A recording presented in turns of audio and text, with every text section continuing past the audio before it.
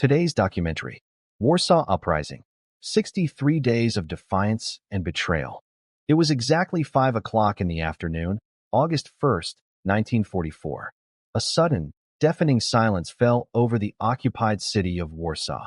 Then, from 1,000 points, from doorways, from ruined buildings, from sewer grates, came the sound that would define a generation. The crack of rifles, the burst of submachine guns, and the roar of a city that had finally decided to die on its feet rather than live on its knees. For 5 long years, since September 1939, Poland had been dismembered. In Warsaw, the occupiers ruled with terror. Yet, beneath the surface, a secret state thrived. It had its own parliament, courts, schools, and an army, the Armia Krajowa, the Home Army. Its commander in Warsaw was General Tadeusz Borkomorowski, a calm, cavalry officer operating from a series of safe houses. The thunder of Soviet artillery rolled from the east. The Red Army, having crushed the German Army Group Center, was advancing on Warsaw at breathtaking speed. For the Home Army leadership, the calculus was terrifyingly simple, yet fatally flawed. This was to be a political act, a demonstration of Polish sovereignty. On July 29th, Soviet tanks reached the eastern suburb of Praga. The order was given. WWII was set for 5 p.m. on August 1st. The fighters, many of them teenagers and students who had trained in basements and forests, moved to their assembly points. Their arsenal was a pitiful collection of handguns, homemade grenades, and a few precious submachine guns smuggled in by air. The first 2 days were a blur of chaotic, bloody street fighting.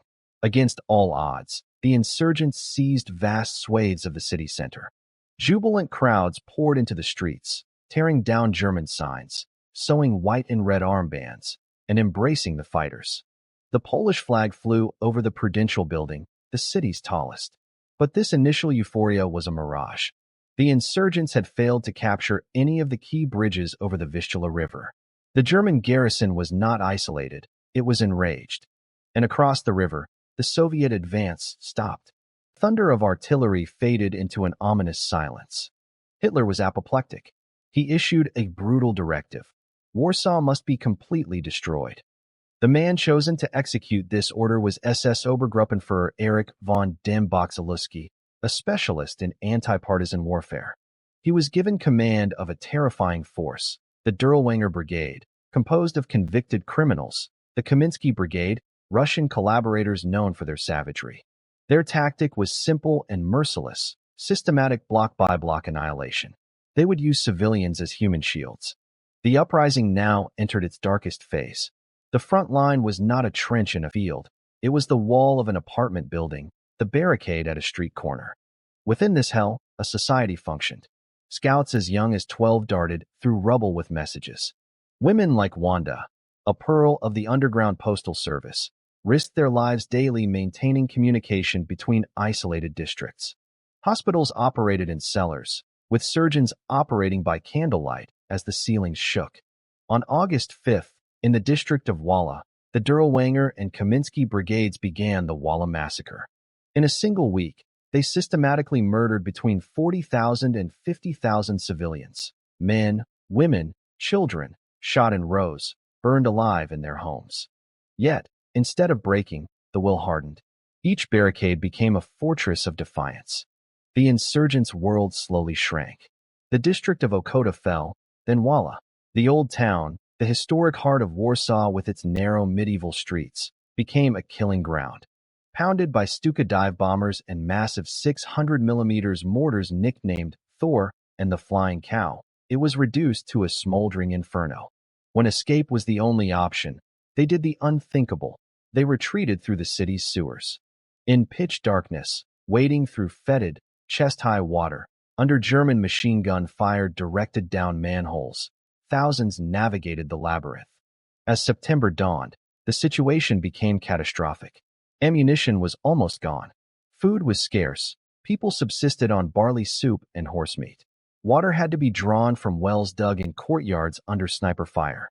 The Western Allies began a massive airlift. American B-17 flying fortresses attempted daring daytime drops.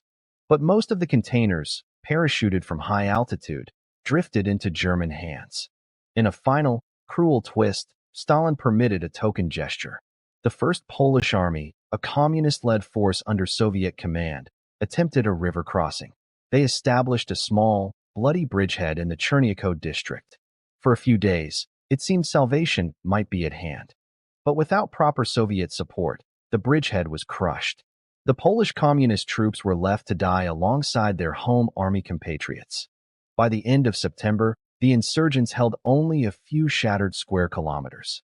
General Borkomarovsky, facing the total extermination of his remaining fighters and the civilian population, made the agonizing decision to negotiate a surrender. On October 2, 1944, the guns fell silent. The terms were stark. The fighters would become prisoners of war. The civilian population, over 500,000 people, would be expelled from their city. Then, the Germans began their final, methodical act of vengeance. Special demolition squads moved from street to street, block to block. The systematic destruction of Warsaw lasted for 3 months. Palaces, churches, libraries, hospitals, apartment blocks, everything was targeted. By the time the Red Army finally liberated the ghostly ruins in January 1945, over 85% of the city lay in rubble. It was a graveyard. The human cost was staggering. Approximately 200,000 Poles died, the vast majority civilians murdered in massacres. The political outcome was exactly as Stalin had intended. Poland disappeared behind the Iron Curtain for over 4 decades. Today, the memory of the uprising is the bedrock of modern Polish identity. The Warsaw Rising Museum stands as a vibrant center, keeping alive the voices of those 63 days. When you walk the rebuilt streets of Warsaw's old town, meticulously reconstructed from ashes, every cobblestone whispers the same powerful truth, that while cities can be destroyed, the will to be free is infinitely harder to kill. Thank you for watching. If you enjoyed this documentary, please subscribe to our channel. We bring you fascinating documentaries on history, science, civilizations, mysteries, and the untold stories that shaped our world. Hit the subscribe button and the bell icon so you never miss a new release. See you in the next one.